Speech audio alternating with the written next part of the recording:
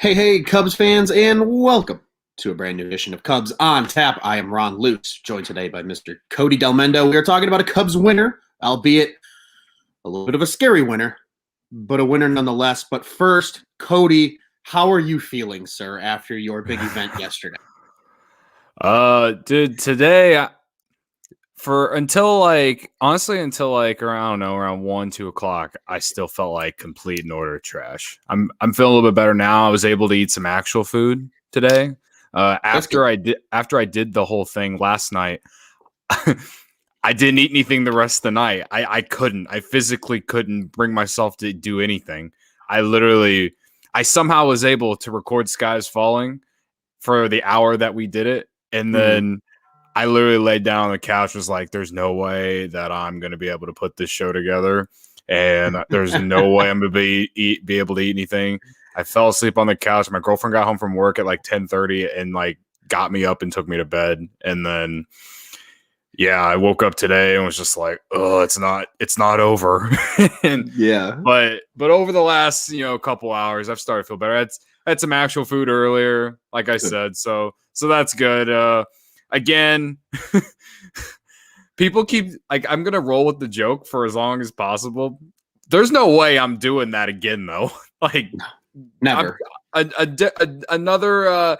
Give me a new condiment or challenge me with something else. I don't think I can ever look at mayonnaise the same ever again, man.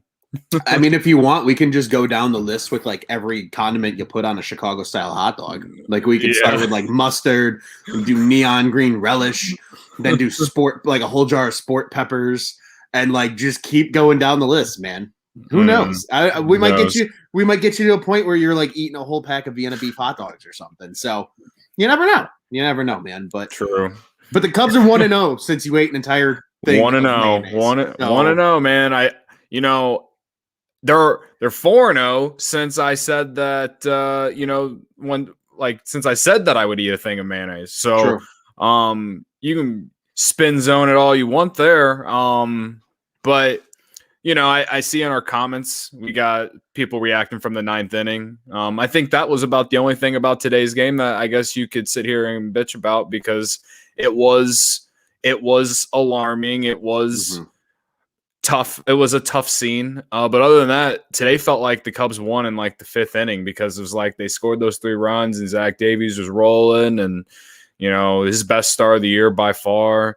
Outside of the ninth inning, the bullpen was great. And in the offense, like I said, only 3 runs, but wind blowing in 36 miles per hour from dead center. There's a few guys. Nick Martini in his Cubs debut almost launched one to dead center. The Crystal Lake native. That would have been insane if he did that. It would have been awesome. Great story. All of Cubs Twitter would have been erupting about it. All of Chicago media would have been erupting about it. Rizzo took one to deep center. A lot of them just hit nukes out the center, but the wind just hit it down. That was just the kind of day it was. Yeah, that wind was really nasty today. It was brutal. But I think you said it perfectly, man. Like today's game was, to me, felt like the definition of small ball. Like today was that. Cubs did not have an extra base hit. All singles. Every Cubs hit was a single today. Only 3 total strikeouts from the entire pitching staff. Davies only struck out 1 dude. He only had to, though, because he looked fantastic, inducing weak contact, getting the job done that way. And a huge, unfortunate, what should have been 3-0 win, but was a 3-2 win. And going back, Cody, I think that's a great spot to start. I think, like you said, with the ninth inning, right? I want to ask you, because I saw this a lot in our replies on Cubs on Tap on Twitter, as well as just on Twitter in general. Why the hell was Craig Kimbrell not even considered today in that ninth inning? The only thing I could come up with is the fact that he pitched back-to-back days, and so they wanted to give him an extra day off. It kind of reminded me, and Craig Kimbrell doesn't have the injury history of Brandon Morrow, but remember back in like 2018, Brandon Morrow, like Theo and Jed or whoever told Joe Madden, you don't pitch this guy like back-to-back days or whatever it was. And then when Joe Madden did that, he got hurt, and we never saw him again. He literally disappeared. Literally, never pitched again. Literally. In a Cubs uniform. And again, Craig Kimbrell is not that guy, but my only thinking is that as we sit here right now, I'm sure like we're sitting here doing this, so we're not watching the post game when David Ross is going to explain it. But that's the only thing I can come up with that's not an injury reason. Yeah. If he's hurt, I mean that sucks, and hopefully it's not too serious. But they haven't said anything about it. I mean, then why? I don't know. That's why I'm kind of like, this has to be just like, like they decided today he was going to be off. And again, it's if they just didn't want to do it, that just doesn't make any sense to me. So that's the only thing I can think of why they wouldn't bring him in. It was a save spot. They were up 3-0. Right. So there's been some games where Kimbrel's had a kind of a high pitch count in the 9th inning and stuff. I'm spitting out my ass here, Ron. I don't know. That's the only things I can come up with is, back-to-back days pitching in that Dodger series. And, against Cincinnati, I think he had an outing where he had like almost 30 pitches in an inning. So, yeah, give him that extra day, I guess, man. I agree with you. That's the only thing I can think of too, because not only I respect them letting Chafin at least start the inning. I think that wasn't a terrible idea, especially if he just keeps going and gets through the 3 really quickly. You save the bullpen. You don't have to do anything. Chafin gets the 2-inning save, and we keep it moving. But Tepera, fine. I don't mind Tepera in that spot, getting him a little high leverage work. Personally, would have rather seen Justin Steele, but I get it. Yeah. And then he doesn't get the job done, obviously. Like you tweeted, he gave you heartburn, gave everybody heartburn. And then Brothers comes in and gives everybody heartburn. And then they said who was warming up in the pen. And Kimbrel was not one of them. It was Maples and it was Steele. So I'm hoping you're right. I really hope it was just, hey, we want to give him the extra day. He's pitched a lot recently.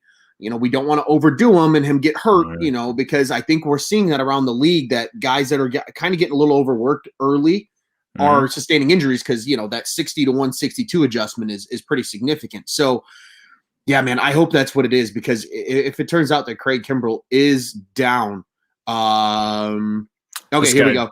This guy just in the comments just sent Greg A1123 said it. Tony Andracki tweeted that Ross said post game he was down, not injury related. So I'm right. I don't mean to like steal that from you, Ron. I'm glad you're right. And thank you to Greg for popping in our comments and letting us know that, because holy hell, that would be terrifying if he was hurt, because then that whole back of the bullpen changes now. Right. Well, and then also you have to be thinking, and this is like a pessimistic, negative way of thinking of it, but like deadline, 2 months, the last thing that you need is him getting hurt. And like, even if you're out of it, if you still have a healthy Craig Kimbrel, you can move him for a fucking gold mine because he's been that good. So, like I hate thinking of it in that way, especially with, on a 4-game winning streak right now. Right. But alas, it is the fact of the matter. He's in a contract year, and the Cubs want to make sure that he is healthy. And if things just spiral, they at least they have him that they can move. But I don't know, man. Like I said, the 9th inning was the only part of the game that really sucked. Other than that, like it was honestly like it was a great day outside of the 9th inning. The Cubs. They, how I always say, manufacturing runs make my arm hair erect. I mean that, and we've talked about it in depth, man. Like, it's for the last couple of years, everyone said the lineup was unbalanced, and there's too many strikeout or homer type guys, and Matt Duffy, again today, David Bodie. I know he can hit some homers and stuff, but he had some nice hits. Jock Peterson 3 hits today. He's starting to break out a little bit. And like they just put the bat on the ball today, and who knows if the wind wasn't blowing out or blowing in like it was, who knows, they might have hit a couple out. But with the way that the weather was like there, and with the way that Davies was going, can't be mad about 3 runs, man. Absolutely. I agree wholeheartedly. I mean, great day, like you said, from Davies. Official stat line for him, 7 innings, 5 hits. Obviously, no runs. Only walked 1 and I mean, it didn't really matter, but he only struck out one, and that's all he needed. And he was, he was great, inducing, weak contact, letting the defense around. Hell, he took it into his own hands in that 7th inning when the bases were juiced. I mean, 2 plays right to him, and he gets the ball to Willie both times. The second time they turned that double play, and he gets out of it. And that's exactly what you want from Davies. He doesn't need to be flashy. He doesn't need to be pretty. He just needs to get the job done. Yeah, and I think JD said it towards the beginning of the game. I think it was in like the 3rd or 4th inning when Zach Davies was settling in. He said something around the likes of the Pirates aren't giving Zach Davies a chance to be bad because they were attacking early in the counts and stuff. And if that's true, they didn't hit the ball hard really off him at all. And maybe it is because they attacked early. I don't know, but it is what it is. I thought overall he was pretty solid, and like you mentioned that inning where he had the bases low with no outs. To get that weak grounder that he was able to bare hand back to Willie. I think I tweeted something like he was channeling his inner Javi there. Yeah, was pretty clutch, and then to get another one right back to him and induce that double play. Like at that point you're just kind of like, this is just the perfect day for the Cubs. And it was just, other than the 9th inning, they were fine. But yeah, no, I think it's a nice building block for Davies going forward. You remember his last start on Sunday against the Reds, even though he only went 4 innings, I thought he was solid. Remember, I was so mad. That's why I ended up having to eat mayonnaise, man. Like I was so mad because Davies was actually solid. People, had only given up. He technically gave up those 2 runs, but it was because of a David Bodie bad throw. Right. But here we are, fast forward, 4 straight wins later. Davies has put together a quality start and 2 starts in a row that are, good, that you can't complain too much about. So, if this Cubs team is going to if they're going to creep up to first place eventually in this division, they're going to need these kind of starts out of Zach Davies. So, yeah, man, let's just keep it rolling. I don't understand this Cubs team, man. I don't understand it. But we're here. We're 15-16, and we're alive. Yeah. Well, 16-16 after today, thankfully. So they're back to 16-16. My bad. Yeah, back to 500, and they're only 2 games out of first place. I think that's worth mentioning because everybody's they're in last. Oh, panic! Oh my God, there's only 130 something games left, but we're panicking already. No, they're 2 games out of first place. Everybody, we're fine. And I agree, man. Like today was it felt like everything went right because this Cubs team is weird. And I know I talked about it with Juice on Wednesday night's episode where like they're gritty. They're doing things that this Cubs team hasn't done in years past. Like when's the last time that you can recall where the Cubs won a game only hitting singles all day? Never, literally never. Like, or at least I can't like off the top of my head because it happens so infrequently. Now with this team, small ball is king. Matt Duffy looks like the dude the Cubs should extend all of a sudden. Jock woke up today, which was great. Javi went 2 for 4 and doing his, magic where he can swing at a ball that's 4 feet outside the damn, strike zone and still get a bat on it. Like it was really nice to see. And again, like you said, like, maybe they do put up 6, 7, 8 runs if the wind's at least not blowing in as heavily as it was because they showed the graphic. Like the wind was killing balls to dead center by like 32 feet or something crazy like that. Like it wasn't just a couple of feet like it is sometimes at Wrigley, 4 or 5 feet, whatever. 32 feet is significant. Like you said, that Martini hit probably is out of the ballpark if the wind is at least just. That's why I felt bad for him. I mean, he's a Crystal Lake native, and like it would have been a really cool story if in his first at bat as a Cub that he launched one out. Because a couple years ago when he was at the A's, I want to say it was 2019, the A's came to Wrigley and he hit a opposite field homer, I believe, here at Wrigley Field, and his family was in the stands. Yeah. And that was a cool moment. It's just that it was I was a little bitter about it just because he was on the A's and not the Cubs. But that just would have been a great moment if he would have been able to get that one out. It just looked like he has smoked that ball. So it is what it is. But I'm interested to see what he can do with the Cubs now that they put Ian Happ on the IL. And we'll see how long he's out. I don't think he's going to be out too long. I mean, I swear on the score today, he said that he was going to get some at-bats this weekend. And then they put him on the IL. And so I don't know. Maybe they just want to give him some extra rest. I'm actually, okay with it. Fine, whatever. Because the Cubs, they're getting offense all across the boards right now. A couple weeks ago, I felt like we were just saying Chris Bryant was the only one doing that, or Wilson Contreras, and now we're getting contributions out of everyone. It feels like right now. Well, and it's not even just for scoring runs, but just like getting hits. You know what I mean? And we haven't been able to say that a lot. So. Yeah, I mean, a lot of guys have really, just to your point, have increased their batting average. I have it up in front of me. Jock's up to 183 now. I know underwhelming, but I mean, a 3 for 4 day is huge for him. I mean, Chris is still batting 306. Javi's raised his average now to 255. Rizzo's raised his to 232. Willie's a little cold. He's 211.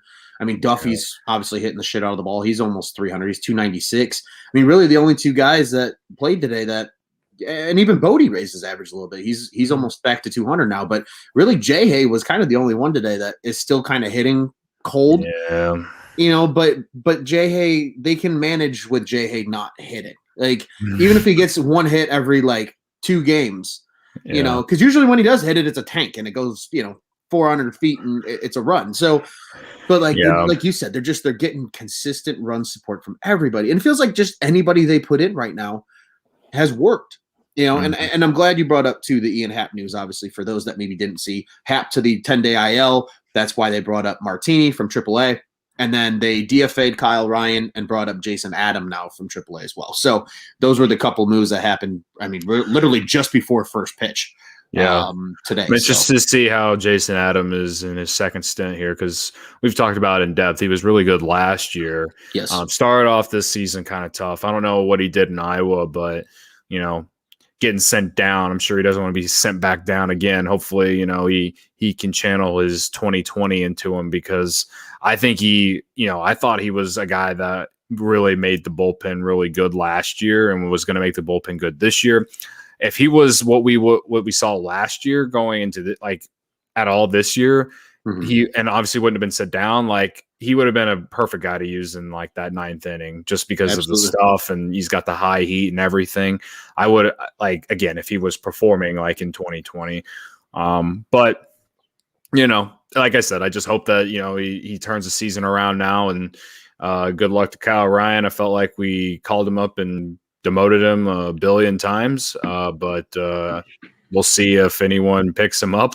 I guess if not, isn't it how it goes? If he doesn't get picked up by anyone, he just gets sent to AAA. Yep, that's exactly what can happen. They can just send him on down to AAA and let him chill in Iowa or wherever they want to assign him. Essentially, he would go to AAA. I don't think he's going anywhere else. But they could just, in theory, as long as nobody claims him, he can just go play down in AAA. And if God forbid they need him again, he should just be able to come back up, because he technically cleared waivers. So I think that's how that works. I won't put my life on it, but I'm about 95% certain that's how it operates. But man, I mean, it's almost refreshing. I feel like when we come on Cubs on Tap and there isn't a lot to bitch about. That to me means it was a good game. Outside of the thing is I feel like we just been bitching, or at least I feel like I've been bitching a lot. I mean, me bitching led to me eating a fucking thing of mayonnaise, man. I was just glad that the Cubs overall really didn't give me any kind of freaking headache today. Even in that series against the Dodgers, even though they won those 3 games, there were certain points in those games where you're like, holy fuck, we're about to shit our pants here or something, and they managed to not do that. It would have, I think JD said in the 9th inning, if to sweep the Dodgers and to blow this game against the Pirates, if it were to happen, would be a gut punch. And I personally, beating the Dodgers like they did, and I've been on the win 2 out of 3, whatever, but the way they played against the Dodgers and how they played for most of today, I would probably be pretty disappointed if they don't sweep this series. And I know it's May, and I know it's early still in May and everything, but it's the Pirates, and we got to make up some of those games that we lost to the Pirates, because the Pirates are not good.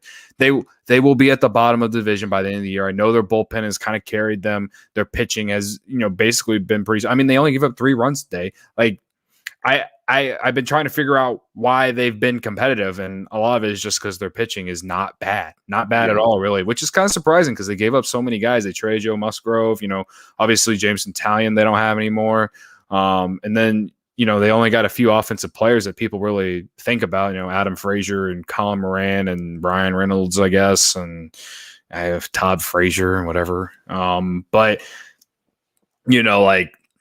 I'm not trying to just completely disrespect them, but like they're not a good baseball team. I feel like the Cubs need to get back those games that they lost in Pittsburgh the last time they played when they lost 2 out of 3 there. They need to win it tomorrow, and then if they don't win on Sunday, then fine, whatever. But it in my opinion, just I would be a little disappointed if they don't, just because the way they play against the Dodgers and how this week's gone. Just want to keep that good mojo going, man. Like that's what I'm saying. Like, I was, we swept the doubleheader against the Dodgers. I'm like, all right, if I have to eat mayonnaise, whatever. But also, like, we won the series. I was just happy going into that third game. I was not really I was a little stressed once it got to a point where, like, holy shit, we can win this game. They could do it, but right?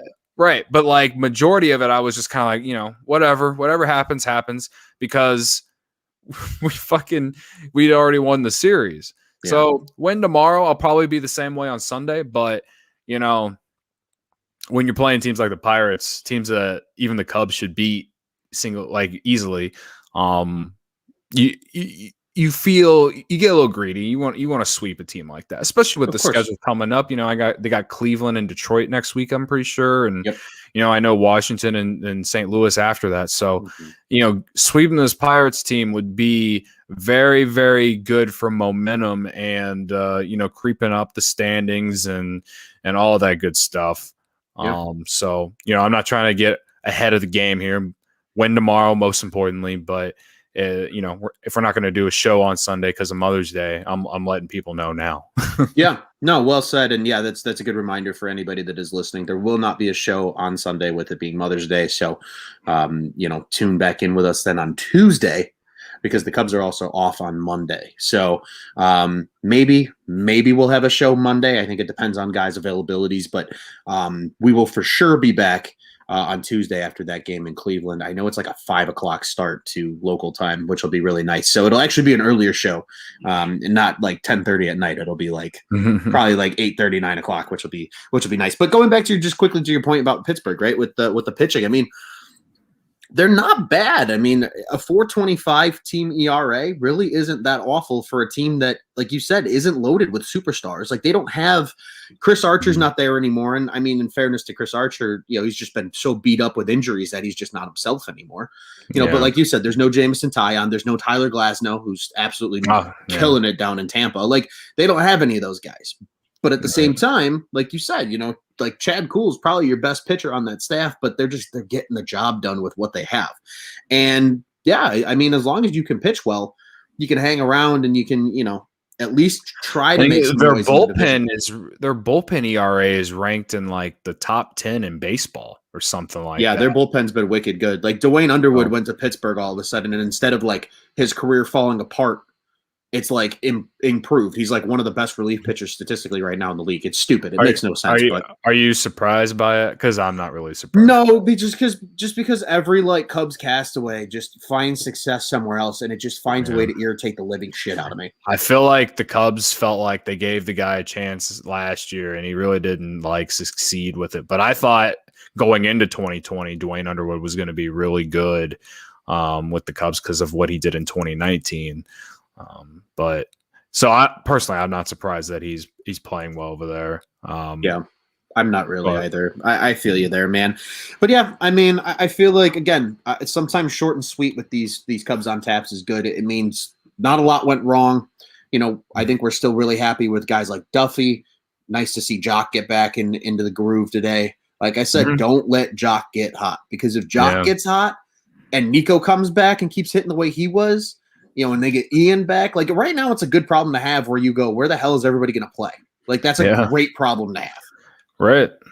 And we haven't even talked about Chris Bryant. I know Chris Bryant he's kind of slumped a little bit this week. Cooled off a little bit. He hasn't had 3 or 4 hit games. He hasn't hit a tank every game like he did in the entire month of April. It felt like, but playing center field again. Started at first in the last game against the Dodgers. This guy's just playing all over the field. Yeah, he did have a knock today. I'll give him that much. He's just showing all the different reasons why this guy is valuable. And I can't say it enough that, we are very blessed to have that guy. Facts. And everyone owes him an apology, like I keep saying. Yes, absolutely. And if you haven't already, make sure you go find Cody's article on OnTapSportsNet.com about owing Chris Bryant an apology. Because it's my pinned tweet. There you go. Even easier to find. Go follow him at Cody on Tap, and you'll find that right there. Well, Cody, I mean, like we said, not a ton to get crazy about today. Obviously, the 9th inning kind of sucked, but outside of that, the Cubs look good. We got rebounds out of guys like Davies and Peterson. It's a good day to be a Cubs fan. A nice little Friday 120 start. Yep. If the world was normal, if you're at Wrigley this afternoon and you in the world was normal, this would have been the day that you just, as soon as you get out of the game, you go straight down Clark Street, you head over to Sluggers or maybe Cubby Bear, depending on how busy or even Murphy's Bleachers if you're out in the bleachers. Murphy's Bleachers, yeah. Or if you want to stroll down Clark a little bit further, maybe a little country club or I really like going to Old Crow. It's just a vibe on after an afternoon Friday night game at Wrigley. Today would have just been one of those you go, you have a good time, no stress, then you just go and continue to drink for half the price of beer at the bars after the game. It's a vibe that just never gets old, man. It never gets old. It's true, dude. I cannot wait. Hopefully later in the summer, things are under control. More capacity, not only at the ballpark, but also in, bars and restaurants.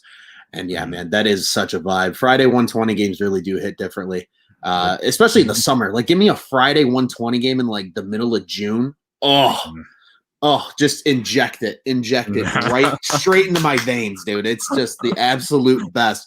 And I agree with you. You venture down Clark, you keep drinking, you go have fun with your friends.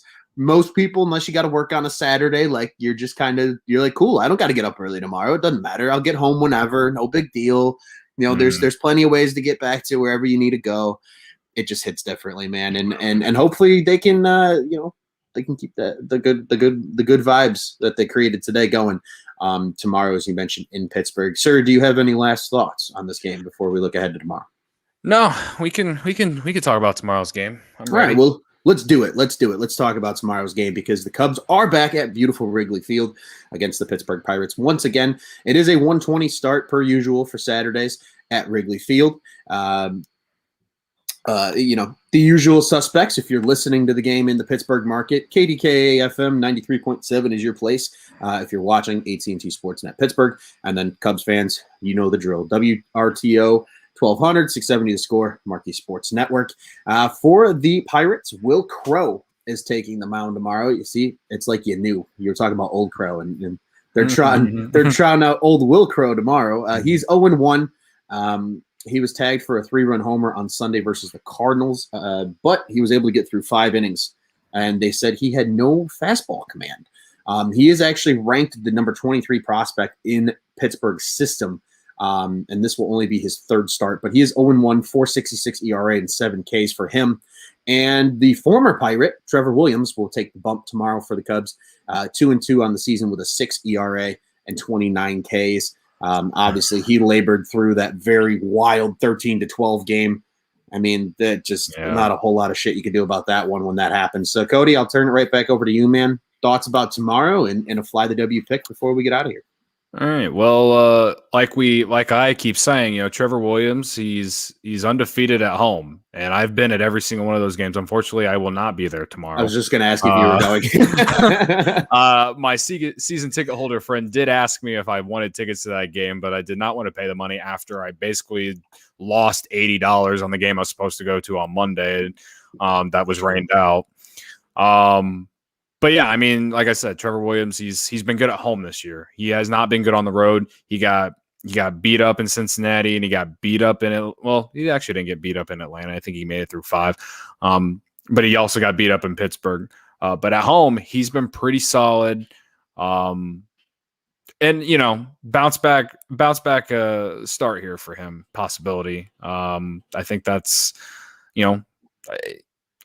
my expectations for Zach Davies are much higher than Trevor Williams. You know what I mean? Sure. But I think Trevor Williams, his biggest problem is when they get to the third time through the lineup. That's what we've seen most of the season, except in the last start. I mean, he was just bad in that start. But in his good starts, he's never been able to go more than 5. And a lot of it is because that's when the third time through the order is coming up.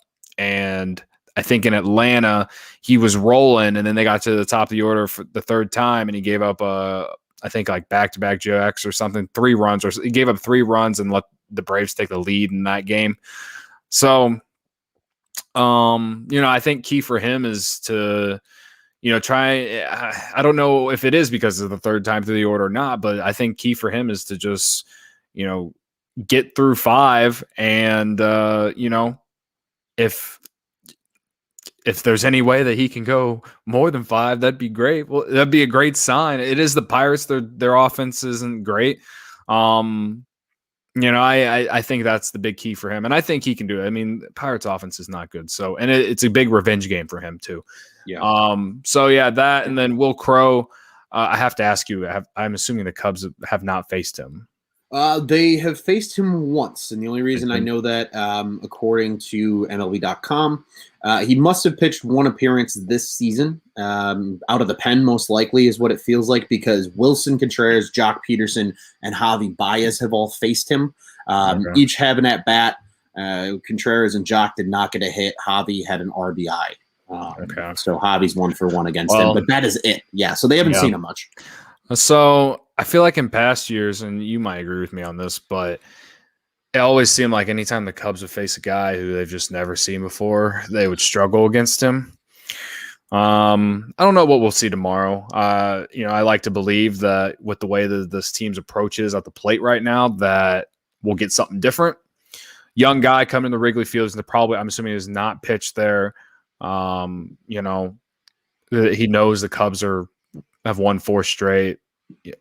They apparently have one of the best offenses in the league now, according to that thing I shared on Twitter today. So, big challenge for him. Since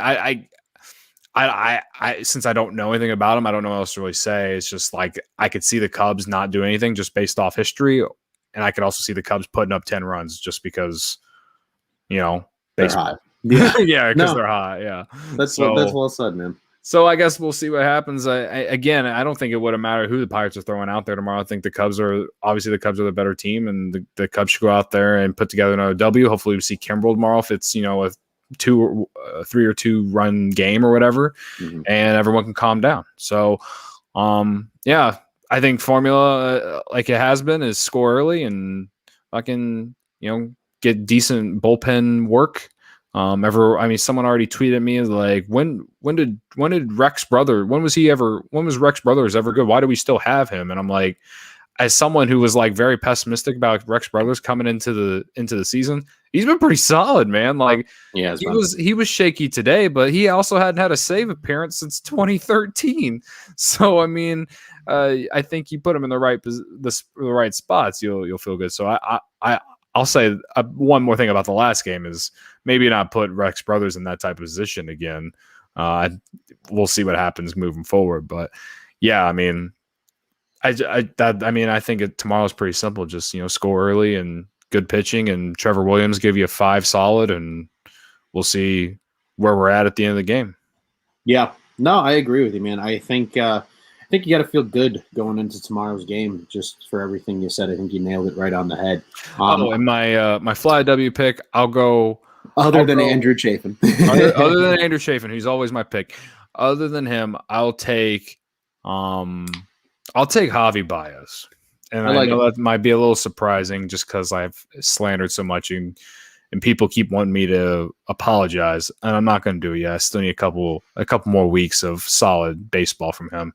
But he's two hits today. One of them was an infield hit, but he's even when he's not getting hits, they've been solid plate appearances. His strikeouts are way down compared to, a couple weeks ago, which is great. As much as I'd love for him to walk more, as much as we'd all love for him to walk more, he's just never going to be that guy. So putting the ball in play is all I can ask out of him. And he did that today. He did have one strikeout today, but it's better than not strike. It's better than striking out 3 times. Facts. Yeah. I mean, he really wasn't that terrible today. He did a lot of good things. And I just want to quickly, before I give a couple thoughts on tomorrow's game, just go back to what you mentioned about Rex Brothers. People have been dogging him. He's actually been very good, and the stats back it up. So he's 1-0. I mean, again, relievers, whatever. Record is what it is. But in 14 games, he's pitched quite a bit. He has a flat 3 ERA, 3 holds, a save, which he got today. That was his first save of the season. In 12 innings pitched, he's only given up 8 hits, 4 runs. They're all earned. He's only given up 1 home run. He's only walked 5. Unfortunately, he's hit 3 batters. It's probably the only bad thing that he's done this year. And he struck out 21 in 12 innings.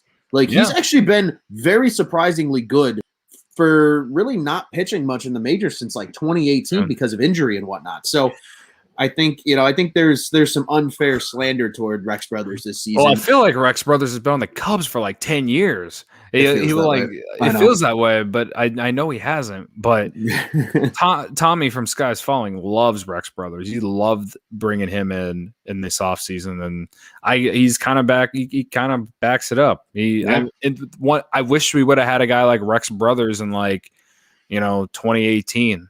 When the Cubs bullpen was shaky as hell at the end of the year, and a large part of it was because they just didn't have a left-handed power arm, and he brings that exact thing to them. So no, he's been solid over. I mean, again, today I would throw today out, throw it in Lake Michigan in terms of his performance. He ended up getting the out, didn't I mean, and it was just a fly out, whatever. But he hadn't had a save appearance since 2013. I mean, he's not used to that situation. I think the fact that he was out there and doing what he did is more on David Ross than it is on him. Mm-hmm. I know he's the one who has to go out there and throw the pitches to the catcher, but when you're not in a comfortable setting, you typically don't rise to the occasion every single time. So, I mean, you can't expect the guy to be fantastic every single time he goes out. It's just very unrealistic. There's some guys that are, obviously incredible, and most of the time they're very good, but everybody has a bad game. And I agree. I think it was just a bad position he was put in today, but otherwise he's been very good. So a guy that I don't think people need to get down on, but yeah, man, I think I agree with, like I said, I agree with everything you said tomorrow. This is a game that you should win. You should beat up on Crow. You should be able to get to him. Hopefully the wind's not blowing in as hard.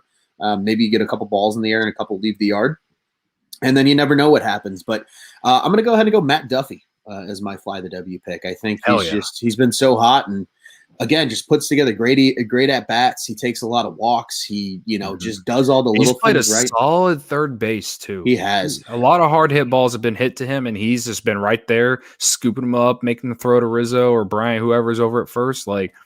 God, I fucking love Matt Duffy. He, like I said on a couple shows ago, I was like, this guy just reminds me of someone who annoys the living shit out of me on the Cardinals.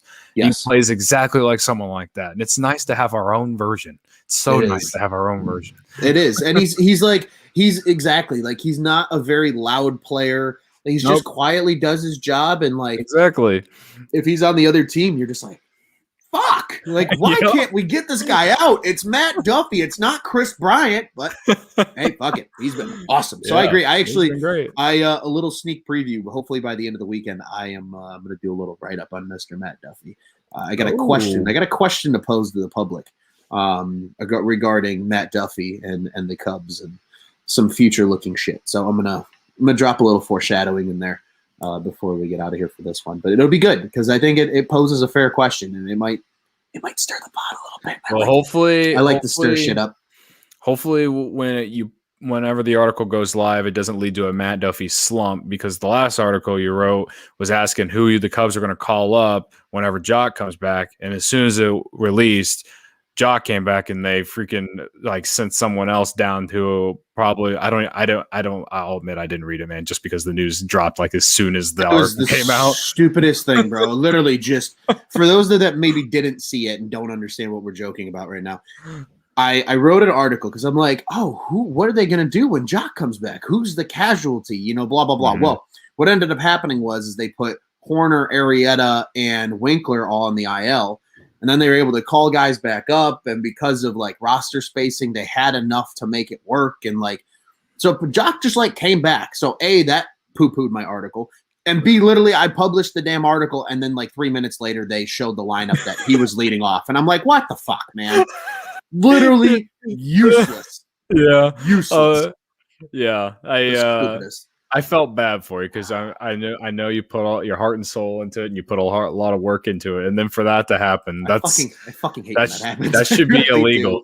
Like it should be. The Cubs, communications team should be arrested. They should have slid in the an extra DMs. Notice. Yeah, slid in the DMs and let you know. Just let me know, like, because literally, I don't know if you saw anything. Maybe I'm off my rocker, but like, I literally don't remember a Jock Peterson's been activated tweet. They just lineup got announced and he was fucking leading off. And I'm literally, what? When you like, as soon as you put it out, I saw a couple minutes later that Jock Peterson was in the lineup. So I don't think the timing was on you. I think the timing was just on God said that it wasn't meant for that article to be wrote, even if you did write it. I mean, I think it still got like 10 views, so that's cool. I mean, thanks to the 10 people that actually did read it. I appreciate the hell out of you. I really do. But no, man, it is what it is. Shit happens like that all the time, and it is what it is. But yeah, I agree. Hopefully, I don't do any jinxing or anything like that. Although, see, now I'm starting to question myself, and here's the problem. And I hope people enjoy the end of this episode and can feel my. Well, it's like I wrote the Chris Bryant article, and he's kind of slumped a little bit this week in terms of just not playing as well as he did. But he's still hitting over 300. I think you're okay. Mine was literally, I started writing up an article the day before Jake's last start about, is Jake Arrieta the bona fide ace of the Chicago Cubs?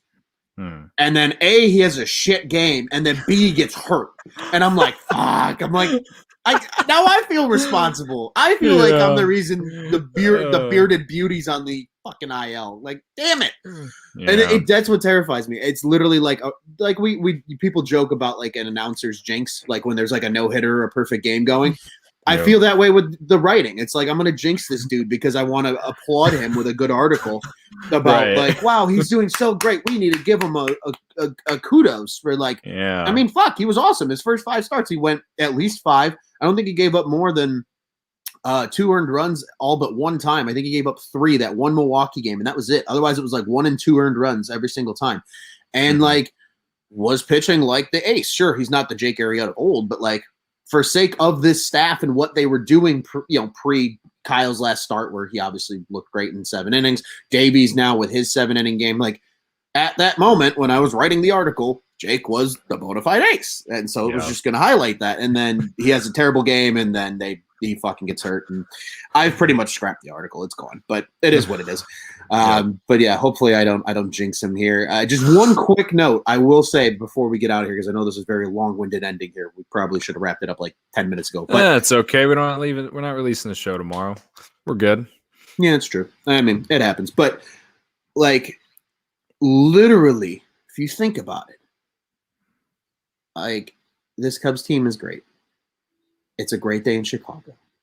It's a beautiful Mother's Day weekend. And a big shout out to our boy Max Payne, because he made his minor league start, first one of the season yesterday. Cheers to him. For those that are maybe watching this. Yeah, we'll give him a hand. Yeah. For those that are watching this, I know Cody's got a t-shirt. Mine just came in the mail yesterday. Very excited. Shout out to our boy Max Payne. Yeah. Awesome stuff from him. So we'll be following along with him. We appreciate you guys following along with us here at Cubs on Tap. Cody, any final thoughts of your own before we do all the pleasantries and wrap this thing up? No, man, just have a good weekend. Everyone stay safe. And hopefully next time we're talking, the Cubs are winners of 6 in a row. And, just keep the good times going and try to ride these good vibes, because, there's going to be a time where we'll be sitting here again bitching about a loss that's stupid, or I'll be bitching about Javi Baez striking out 3 times in a game or whatever. So just enjoy what we got right now, because it is very good. Winning 4 in a row is always cool and tough. Even better to win 5 or 6 in a row, like we should by the end of the weekend. So yeah. Well, I don't really have anything else, man. So if you want to do the Pat Sajak, I'm good. All right. Well, I'll tell you what. But yeah, I agree with you. So just a little housekeeping on the show side. Again, for people, if you are listening this late in the episode, thanks for listening again. Obviously, as always, we appreciate the hell out of you. But show tomorrow. We haven't done a Saturday show in a long time. Kind of making up for not having a Sunday show. Sundays are usually our big, long shows that we like to have. Obviously, with it being Mother's Day, everybody's taking the day off. Oh, we are having a show tomorrow. Fuck. We are. I think it's going to be. So sorry. I think it's going to be. Well, I think it's going to be Joe and I. So the next time you and I literally talk on the mic, it probably will be. It will be right. 6. So I just lied to people. No, you didn't lie, because the next time you're physically talking to them, you're hoping the Cubs are winners of 6 straight. So it's technically true. It's just a small technicality there, but there will be some type of show tomorrow. It might just be me. It might be me and Joe. We'll see how it goes. Saturdays are hard for the crew, and it is what it happens. But no show Sunday. Monday is an off day. We might have a Cubs on tap. We might not. We'll see. You can, keep an eye on the Twitter page. We'll let people know if we're going to do one. But we will be back, as I mentioned, Tuesday against Cleveland for sure. But yeah, man. So once again, Cubs on Tap is the official Cubs podcast of the On Tap Sports Network. And that is who we are brought to you by. You can find all of our great literary and podcasting works over at www.ontapsportsnet.com and at ontapsportsnet on social media. If you want to follow these pod specific accounts, we are at Cubbies. That's Cubbies on tap. That is both Twitter and Instagram. Cody does an excellent job running the Instagram, so huge shout out to him. And you can get all the great content from us, from the show, and much more on both of those areas. We have all great kind of coverage here at On Tap Sports Network. Everything you're looking for in Chicago sports, we have it for you. So once again, www.ontapsportsnet.com and at ontapsportsnet. The On Tap Sports Network, go ahead and check out what's on tap in Chicago sports. Well, Cody, thank you, sir, for joining me. Happy Friday to you. We're talking about a Cubs winner. Cubs win 3-2 today over the Pittsburgh Pirates, looking to come back and get a big W tomorrow, and hopefully, as you mentioned, Cody, we can be talking about a sweep next week and maybe 7 in a row after that first Cleveland game, if this Cubs team stays hot. Don't get me excited there. We'll keep it. Don't get me too far ahead now. I know. Well, I feel you there. I'm not trying to get too far ahead myself. Like you said, like you always say, sir, tomorrow's a great day to go 1-0, sir, and we'll get out of here the only way we know how to. Let's go, Cubbies. Let's go, Cubs.